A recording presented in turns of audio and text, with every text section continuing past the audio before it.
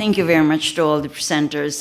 This has been a very interesting forum because we were able to get together really experts of from the different areas. Now, we are, of course, open for questions. I would be taking advantage of the fact that we are moderating this to ask just a couple of questions, because these are products of the experience that we have in climate change financing, and that the use of hydropower, of course, is a very climate friendly, if you wish, looked at as a climate friendly solution for energy. However, I was wondering, because in the course of my my work here, I found that they do have environmental impacts. For instance, where do you have the hydropower stations? Most of them would be in forests. They will not be in urban areas.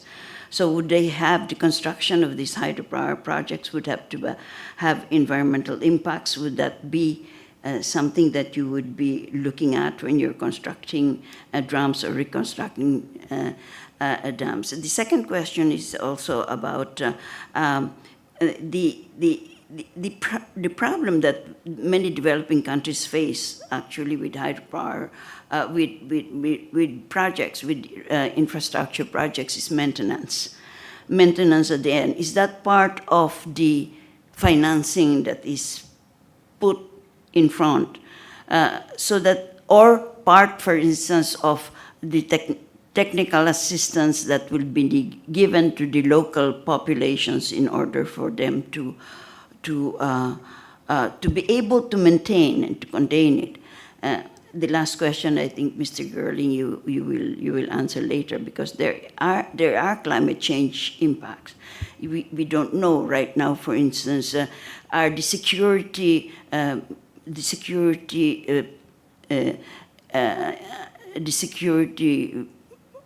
how do you call it, mechanics involved in hydropower, are they can they meet the increased rainfall, for instance, and that has happened.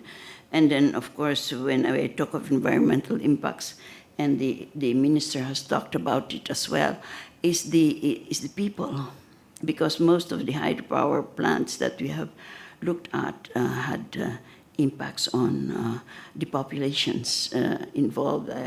I looked at one in Laos, and they had to displace the population in order to get this. And then, of course, we all know about the Three Gorges Dam, for instance.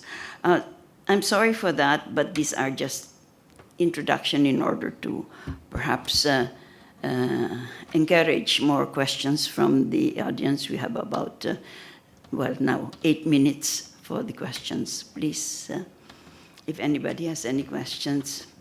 I'll do as Edith one. I'll look at here first, because I can't look at everywhere at the same time. Any questions, please? Mohammed, yes, please. Thank you so much, and thanks a lot for the presenters for what they have provided us. The question goes back again to what was mentioned yesterday on the issue on the difference between building resilience and adaptation. And this issue, when you apply it to dams, it is very difficult, because sometimes you have the existing dams. How can you enhance the resilience of the existing dams, taking into consideration the new scenarios of climate change? So this is building resilience. Adaptation, when you have things hitting you right away, how can you deal with the dams currently facing the existing problems? My question would relate to financing, to these two. Building resilience is an extra cost on finance. EBRD in doing business or in having projects on dams, is it easy to justify the additional cost for financial institutions? My understanding that yesterday EBRD was saying that they themselves, they work on bankable projects, and they try to mobilize finance from other sources to cover part of the funding. So is it easy to justify the additional cost and get this extra incremental cost to deal with the resilience part or adaptation part as a form of grant, or it again comes in the part of the bigger loan to fund the project? In water projects, it's easy to just like to work on it, but when we come to other projects like roads and other infrastructure projects that does not really are not revenue generating, the obstacles facing the additionality of climate change and the current financing, is it again easy to justify for other donors that this is an additional cost that can be covered in a way that to facilitate the access to finance to that?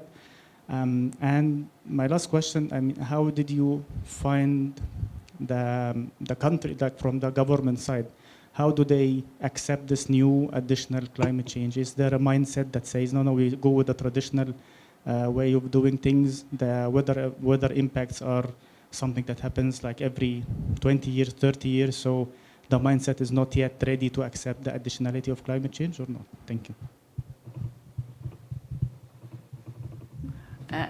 Thank you, Mohammed, for the question. Perhaps we'll take another question before we have responses from our presenters. Anybody else has a question about this project? Evans, you have a question? Yeah, do you have one? Okay.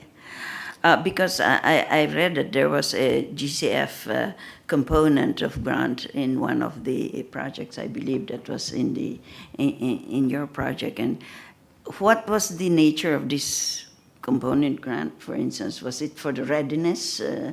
Because that's, or was it for adaptation? In fact, because I think that's the reason why I asked if Evans had any problems. So perhaps in the meantime, while you're thinking over the questions, would it be? I would turn to the presenters and ask if you have any responses to some of the points raised, including mine. Okay, I think I need to address your first issue first regarding the environmental impacts of hydropower projects. The International Hydropower Association's very reason for being was as a result of the World Commission on Dams report back in the early 2000s, really the 1999, 2000. The foundation of the organization is something called the Hydropower Sustainability Assessment Protocol, something I've heard mentioned a couple of times here, not something I had the opportunity to really give you a presentation on in this session because it's not only about climate resilience. The protocol has 25 topics which cover almost every element of the impact of a project, from resettlement to water management to the financial aspects. It's a fully comprehensive tool that has been used extensively by many different countries. I have some slides on it if you would like to talk to me about it later. I'm more than happy to tell you more about the protocol. Right now we are building a climate resilience component into the protocol, and we're also creating something called the Environmental Social Governance Tool, which is a derivative of the hydropower protocol. It's a smaller version and easier to use, lower cost version of it. Of course, IHA recognized the impacts, the legacy of impacts that some poor projects have created. I do not support the idea that all projects create negative impacts. There are some very good projects that are being built and have been built that have had very, very low impacts and can continue to be developed in a sustainable way. But this is where the assessment tool has its greatest value, is in ensuring that you walk through that checklist before you get to the project financing stage, and ensure that a financer such as EBRD have comfort with the project that it will have the highest score. I think I'll leave the O&M question maybe to Craig first, and then I can add something to it afterwards if you like. you're comfortable. Okay, thank you, I think. Thank you for the questions. Let me just respond in 3 ways. The first, I think, building on Bill's point, is that it's correct that the construction of dams is a very sensitive subject. Clearly, there are very, very valid questions, very important questions that need to be asked about the environmental and social impacts of dam construction, and EBRD and the other multilateral development banks, and indeed many, many other financing institutions, have very, very clear and strict procedures in place to make sure that any such environmental and social impacts are properly assessed and addressed. So, for example, for us, dam construction is what we call a Category A project, and in order for it to proceed, there must be a comprehensive, independent environmental and social impact assessment with stakeholder engagement, with public disclosure for the full 60 or 90 days period. So there are very strict rules in place for very good reasons. However, in this case, we're talking about rehabilitation of an existing facility. And I think this is a slightly different topic because the dam already exists. We're not building a new one. And I think the subject of hydropower rehabilitation, especially in the context of shifting climate conditions, is a topic where we really have to focus on how can we make these existing assets perform better. This leads me on to the subject of the relationship between infrastructure and human development, because I think there's the other side to the coin here, which is that better infrastructure benefits human development. More reliable infrastructure, more climate resilient infrastructure can have a very big impact on human development. And I'll give some examples from the case of hydropower in Tajikistan. We know from our work and our work with the Tajik authorities that there are some very serious social consequences to having an unreliable power supply that is constantly being affected by extreme weather. So, for example, because of these sorts of problems where the capacity of the energy supply system and distribution system is very sensitive to extreme weather, whether it's extreme heat and drought, or also in extreme cold conditions in the winter, which also affects the hydropower operations. And we know, for example, that rural communities, because of the lack of generation capacity, have very poor access to the grid. They might get 1 or 2 hours of electricity per day. Often they don't know when it's coming. Suddenly the lights come on and nobody is ready. And that has very severe social and economic consequences. Just talking about the human dimension here, there are important gender aspects. So, for example, in Tajikistan, with this situation of an unreliable energy supply, many households, especially in rural areas on the edges of the grid, have had to go back to using solid fuel for cooking and heating. Sometimes it's very low-grade fuel. This is leading to a serious problem of indoor air pollution. And that disproportionately affects women because they are often running the household and they're more exposed to indoor air pollution from using very poor fuel, which they didn't used to have to do before the energy system started to become less reliable. Another example is children's education. We know from our studies and our surveys that children's education is very badly affected when there is no electricity for lighting in the evenings. So, for example, children literally come home and they have to sit in the darkness until they wake up the next morning. So these are just some examples that there is a very strong connection between infrastructure and human development, not just hydropower, but water supplies, transport links, all kinds of other infrastructure. So it's not a zero-sum choice between infrastructure or human development. They're very closely linked.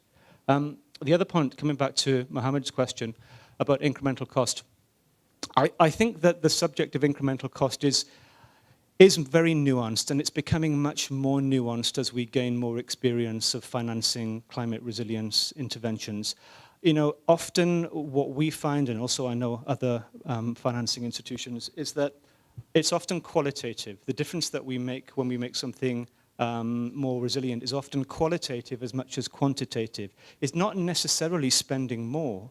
It's doing things differently. It's designing things differently. It's managing things differently. It's building capacity in the institutions and the utilities and the agencies that own these infrastructure assets so that they have the capacity to manage them in a way that is more responsive to climate conditions and more able to cope with climate shock. So, you know, I know we have this concept of incremental cost. It's very well established and it's something that we've all been working with for many years. But I think as we gain more experience, it's becoming clearer that this is really a much more nuanced subject.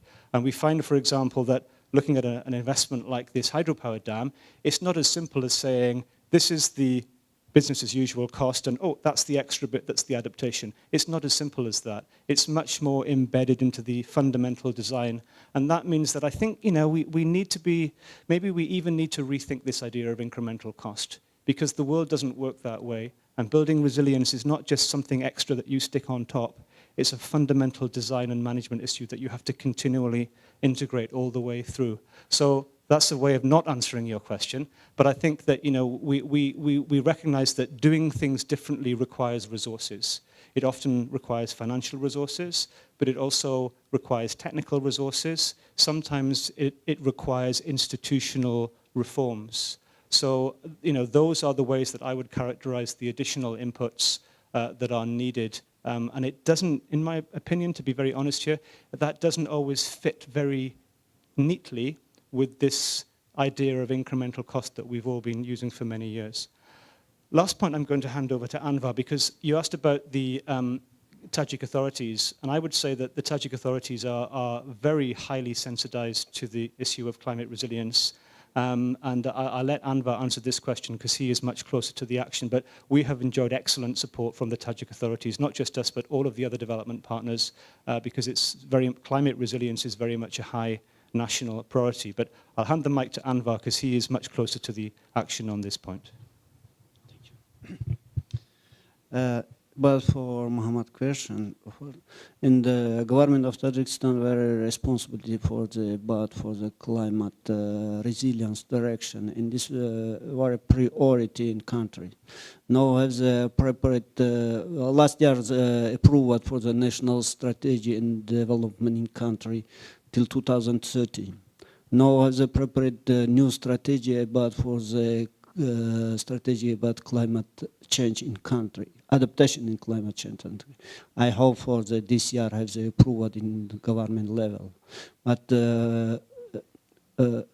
about for the questions climate resilient, in this one very important for the country, not only for the energy sector, included for the agriculture and for management and water resources, and included for the improving for the ecology and the disaster risk reduction. This one very important in country. Thank you.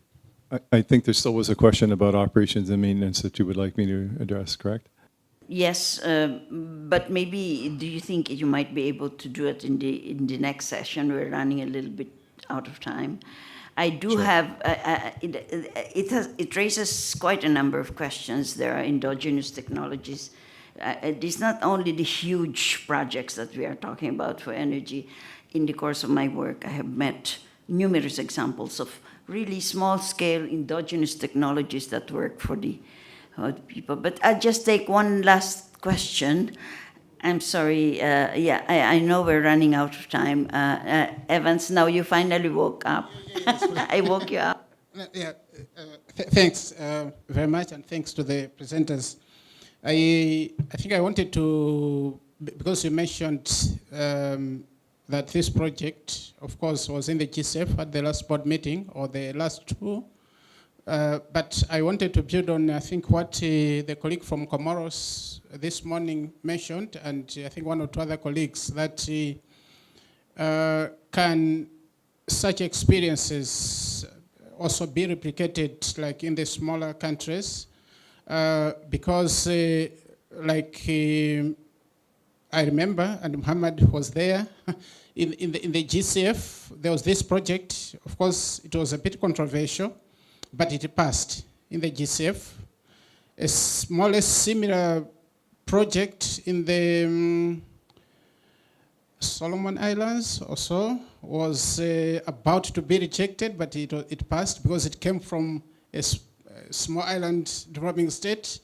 And similarly, the project from Ethiopia on adaptation I think, on adaptation, it got rejected because we were told there was no divide between adaptation and development. And this also, when you look at it, was more on development. And just like the other one also from India, that was rejected. So I think as we look at this, my also call is that, as others have said, these best practices and lessons learned, we should find a way on how this can be replicated to the small developing states without playing our core double standards in a way, so that we also benefit. I'm sure if such a project was in Malawi, developed in Malawi or Zambia, or Sao Tome and Principe, in the GCF maybe it would be rejected, but it passed maybe because it's Tajikistan. So as the Standing Committee on Finance Forum and members, let's have, I think, good recommendations as we conclude this meeting, so that we all benefit from such interventions. Thank you. Thank you very much, Evans, and thank you very much to all our presenters. Actually, what they underlined was sustainable development. You cannot make a divide between adaptation and sustainable development. All climate action, in fact, our obligation under the convention of all parties is to pursue development that is sustainable, meaning we will not repeat the same mistakes of the past that caused this problem of climate change. So I had a big debate with the GCF on that. There is a false debate about the difference between development and adaptation. Thank you very much to all our presenters. We will have, I think the Secretariat would like to give us some housekeeping announcements. Thank you very much. No, thank you very much. It's maybe a round of applause for our panel.